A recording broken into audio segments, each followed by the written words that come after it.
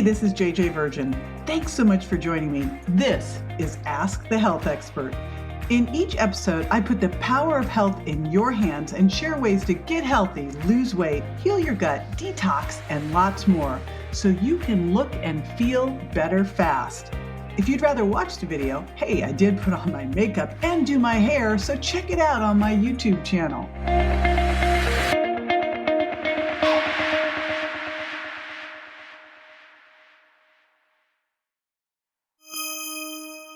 Are you killing yourself at the gym or on your Peloton and waking up at 4 a.m. to go some extra miles?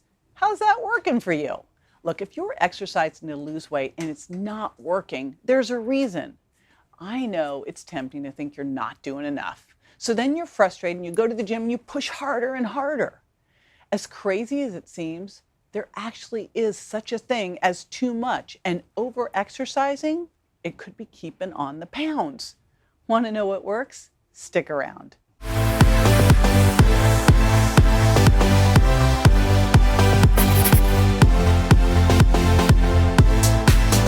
Hey, I'm JJ, and if you want to keep up with things that will help you lose weight and keep it from coming back, let's stay connected. Hit like on this video and subscribe to this channel, and that'll get it done.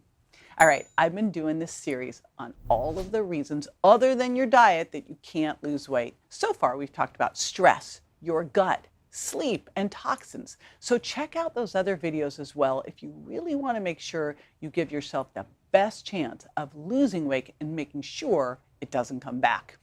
Now we're going to talk about exercise. Now, exercise is a good thing, right? What's the first thing you think of when you decide to lose weight? What should you do? Diet and exercise, diet and exercise. It's all you ever hear. But too much working out could be working against your weight loss goals and may even do more harm than good. I've had clients who've exercised every single day and the pounds didn't budge. What the heck is going on?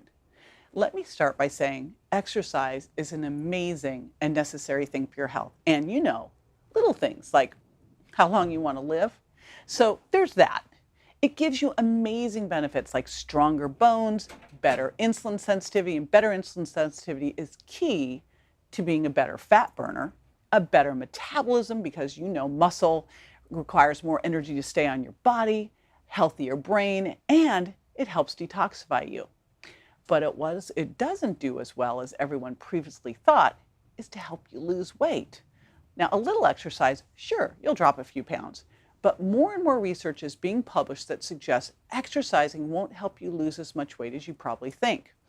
In 2016, researchers showed that the calories we burn basically plateau at a certain point because our bodies adapt to the increased physical activity. This is what they said, and I quote, "Total energy expenditure increases with physical activity at low activity levels, but plateaus at higher activity levels as the body adapts to maintain total energy expenditure within a narrow range." All right, that's a mouthful. In other words, exercise has diminishing returns. Some of the dangers of extreme exercise, like ultramarathoning, are pretty obvious. And I'm guessing that's not your issue. It's definitely not mine. But if you want to lose weight, it makes sense that you're going to hit the gym or SoulCycle or go out for a run on top of going on a diet, right? So that's great. It's when you constantly overdo that the bad things can happen. Of course, it depends on things like your age, your gender, and your general health too. But over-exercising for anyone can wreak havoc on more than just your weight. It can impact your heart, your tendons, your ligaments, your immune system, you name it. In fact, one study showed that women were less likely to have a heart attack or stroke if they were physically active at least once a week. But the risk of heart attacks and strokes shot up for women who exercised hard every day. So intense exercise doesn't actually give you more benefits, and it could be hurting you.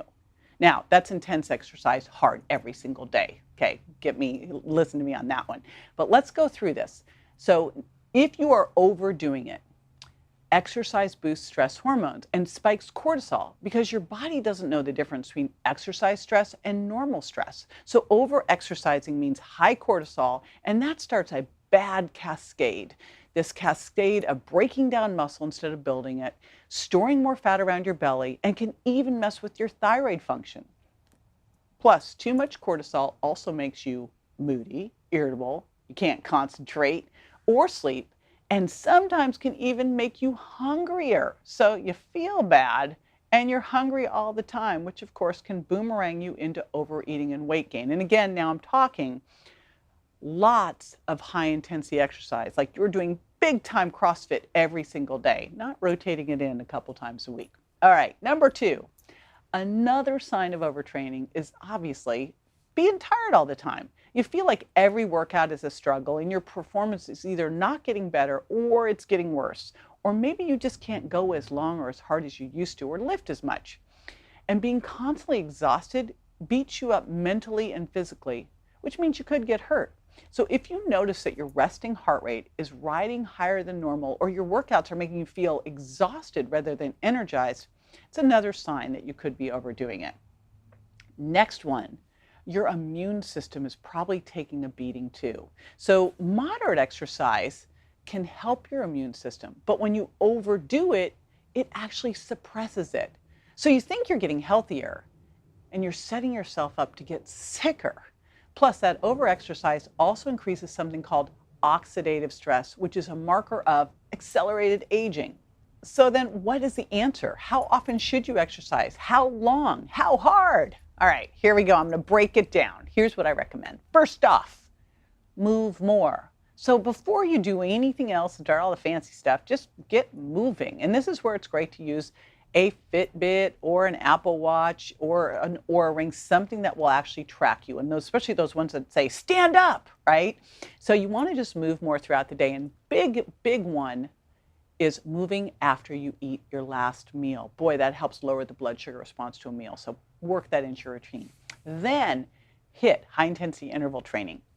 That is where you're changing your steady state cardio, like going out for a jog, and changing it into warming up with an easy walk and then sprinting for 20 to 60 seconds and walking it off for twice as long and repeating to accumulate 4 to 8 total minutes of the hard stuff in small bursts.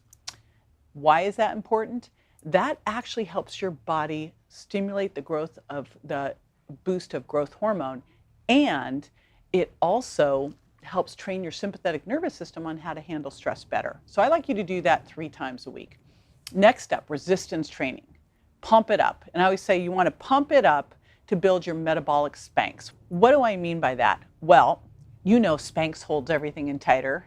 Metabolic Spanx means when you build muscle, it holds everything in tighter and boosts your metabolism along with it. So I like you to hit each body part at least twice a week with resistance training. And then finally, what I call mindful movement. This is things like yoga and Tai Chi and Qigong that really create that mind-body connection that helps heal and reorganize your nervous system. And most importantly, I want you to mix this all up. Cross-train your diet, cross-train your exercise, right? And make sure, and this is super important, probably the most important of all, is that you have good recovery. That if you're going to push a really hard workout, make sure that you eat well and rest well afterwards. Now, the other thing I'm going to throw out there is that if you're super focused on weight loss, you might be overdoing everything. And on top of working out too hard, maybe you're also overdoing the dieting and not eating enough. And you know, I am not a fan of that.